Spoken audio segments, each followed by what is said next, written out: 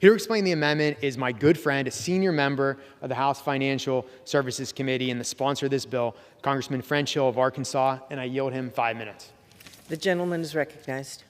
I rise to oppose the previous question so that we can immediately consider H.R. 8589 to prohibit the Securities and Exchange Commission from finalizing, implementing, or enforcing its proposed climate rule.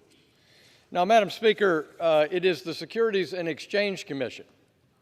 It is not the Securities and Environment Commission. Last night, we had the pleasure of playing baseball. I'm glad to see my colleagues up early this morning to be on the House floor.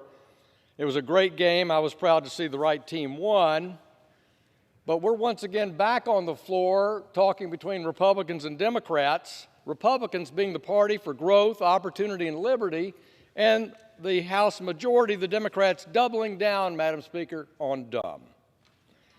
In the midst of inflation, runaway spending, failed energy policy, an open border, and today, as the winds of recession and stagflation blow, House Democrats are here to talk about higher taxes and higher crippling regulations on job creators. There is no evidence that there are any lack of knowledge in public companies that they have an obligation under the existing securities laws to disclose material impact from anything to do with climate change.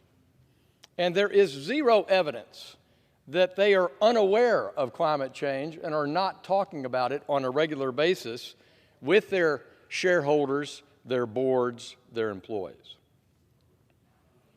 Now, the Securities and Exchange Commission has three mandates: investor protection, maintaining orderly markets, and capital formation. But rather focus on those three missions.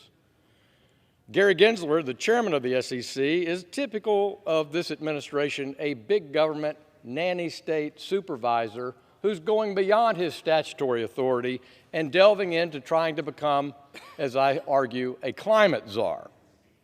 His proposal has been met with significant substantive rejection.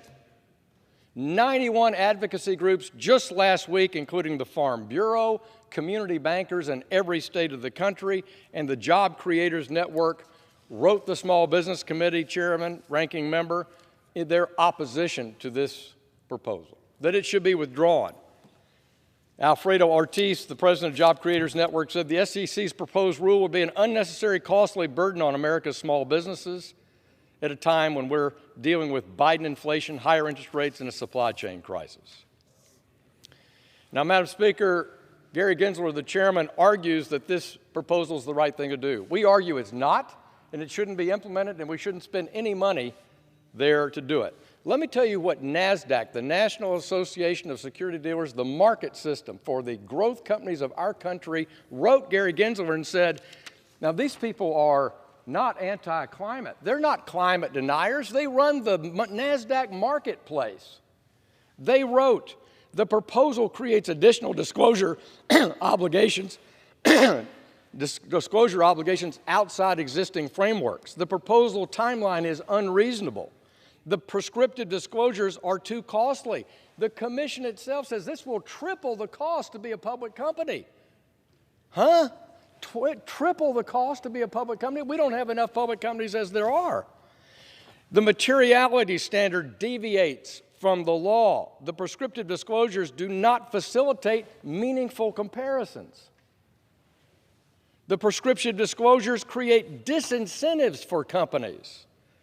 And they say Scope 3 greenhouse gas emissions disclosure could harm small private suppliers. And finally, they say the proposal's timing and scope could harm the initial public offering market.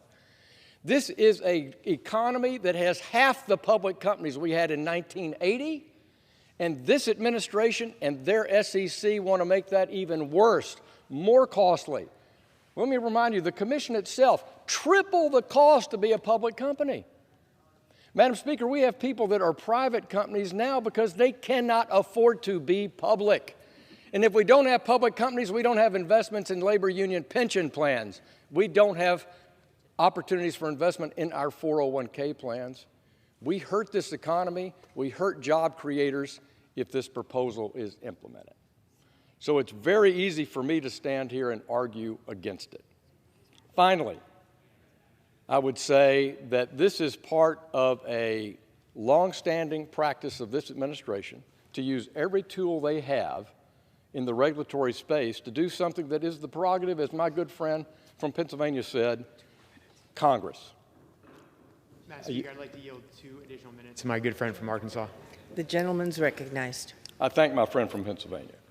I want to reiterate this point, that this is the responsibility of Congress if we're going to set environment, energy, regulatory policy. It's not the purpose of our independent regulatory commissions.